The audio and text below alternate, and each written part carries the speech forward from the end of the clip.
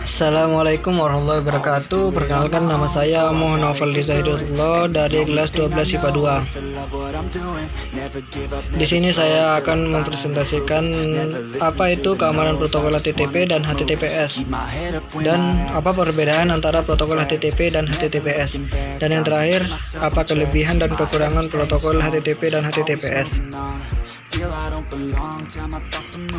Pengertian HTTP. HTTP merupakan protokol aplikasi untuk sistem teknologi informasi yang terdistribusi, kolaboratif, dan hypermedia.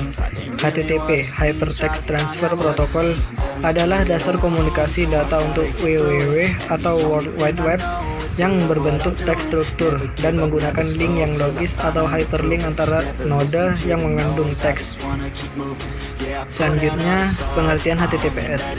HTTPS atau Hypertext Transfer Protocol Secure atau HTTP Secure pada dasarnya sama dengan HTTP, tetapi mereka mempunyai kelebihan tersendiri terkait sisi keamanannya.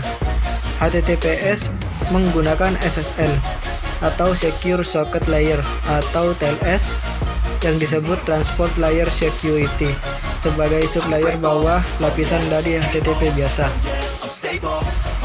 Selanjutnya ada perbedaan HTTP dan HTTPS. HTTP normal. Secara kerjanya, HTTPS protokol mengacu pada kombinasi dari interaksi HTTP normal. Dan yang kedua ada port default 80. Dan yang ketiga, sistem terenkripsi. Dan yang keempat, tingkat keamanan biasa. Selanjutnya, HTTPS protokol. Cara kerjanya adalah HTTPS protokol mengacu pada kombinasi dari interaksi HTTP normal.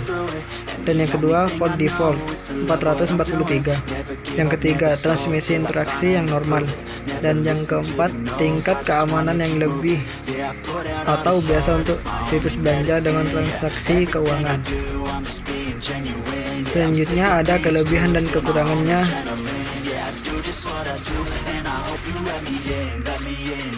Yang pertama ada kelebihan HTTP. Di sini tertera platform dari HTTP adalah independen yang memungkinkan porting lintas platform secara lurus. Dan yang kedua, tidak diperlukan dukungan runtime untuk berjalan dengan baik. Ini dapat digunakan melalui firewall, misalnya aplikasi global.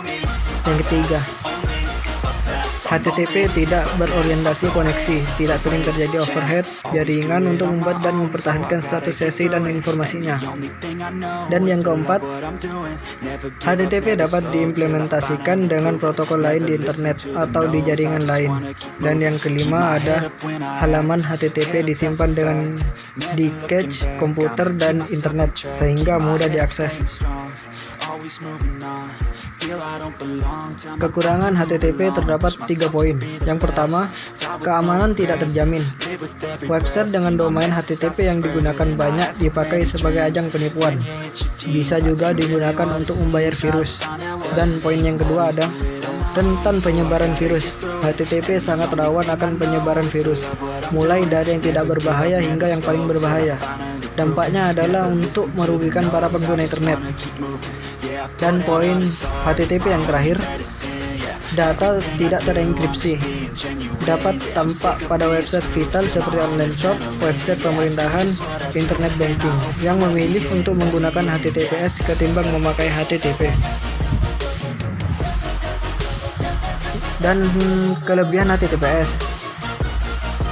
Yang pertama ada keamanan. Seperti yang dijelaskan sebelumnya, HTTPS menggunakan protokol SSL, di mana terdapat 3 tingkat pengamanan yang akan menjamin keamanan data selama proses komunikasi terjadi antara klien dan server.